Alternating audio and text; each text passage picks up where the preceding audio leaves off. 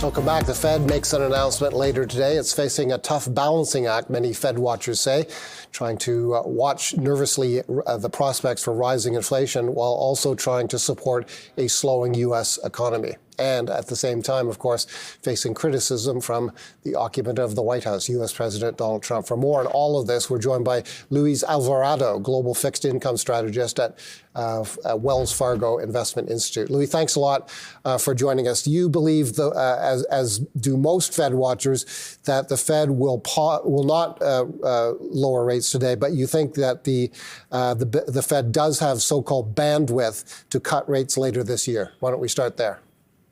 Yeah, that's right, Paul. Today is going to be pretty much uneventful. We don't think the Fed has enough ammunition to be able to do another cut or do an additional cut. The Fed has to wait until the data, the hard data, starts deteriorating to give them some bandwidth to cut. They did give us a little bit of a hint before the quiet period, and they were looking at or focusing at the unemployment rate. However, the jobs report that we got earlier last week did not confirm that there's a deterioration of the job markets yet. So most likely, if there's anything happening, it'll happen later this year. And what kind of data do you expect as employment and growth data continues to roll in?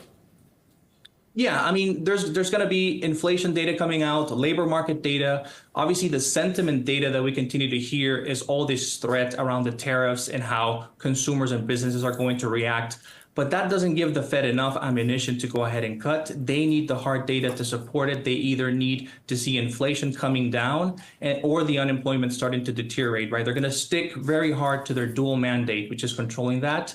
And no matter the rhetoric that you might hear from the White House or people in the administration, we don't think that the Fed is going to budge and rush to cut rates preemptively. They're going to wait to see actual evidence that the deterioration is here before acting.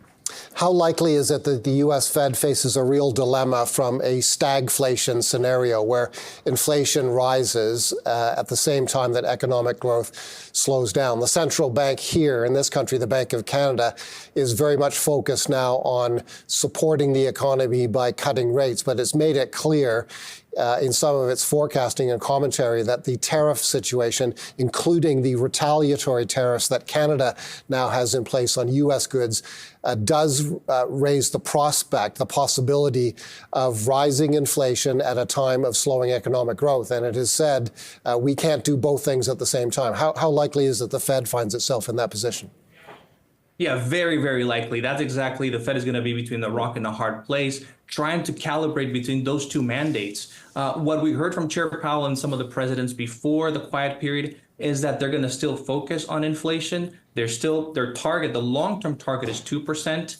However, there's a narrow corridor where you can see inflation. This is obviously actual inflation that has occurred coming down, giving the Fed some leeway to be able to cut rates at a moment where that economic slowdown is manifesting. The problem or the issue occurs when that inflation number starts ticking back up higher towards the year end, according to our forecast. And then the Fed might be kind of pushed into a pause again. And then on another scenario, which we haven't really talked about, is would the Fed be able to or have to hike rates if inflation gets out of control? Now, the base case assumption is that this sort of tariff negotiations between the multiple countries get sort of sorted out, and that allows the Fed to go ahead and act in reducing rates and to kind of continue that cushion, right, towards the economy. What we were calling or referring to last year as the soft landing, right? A continuation of that soft landing. Again, that's the base case. However, the level of uncertainty that is still out there on how the Fed is going to react, keeps us bond vigilantes on the lookout, right? Currency markets appear to be expecting reduced rates at the Fed. The U.S. dollar has been under pressure for some time now. What do you see ahead for the U.S. dollar? Yeah, we're going to continue to see some pressure on the U.S. dollar. However, like moving forward or moving past this sort of 90-day slowdown on tariffs or pause, we expect the dollar will continue to strengthen towards year end and also towards 2026, because we do think that the U.S. economy or the U.S. exceptionalism will continue. So we're going through a period right now where the dollar has moved away from the peak in January of 113. That's the dollar index DXY versus the basket of currencies, retreating back below 100. But if you expand that time frame and you go further out 10 or 15 years, the dollar is still quite, strong. It's still relatively strong to the basket of currencies like the euro and the yen. So we're not really concerned about this sort of diminishing in the dollar value that has occurred over the past 2 months. We still think that the dollar will have the capacity to recuperate and strengthen towards year end. And we'll finish with your views on where investors in their fixed income portion of the portfolios may find opportunity. You think that's in high quality investment grade corporate bonds and mortgage bond securities as well? That is correct, Paul. We think that investors are really morally concerned, not so much about the economy, what happens to their portfolio. The income in fixed income will continue to be key, so investors are happy to collect that coupon.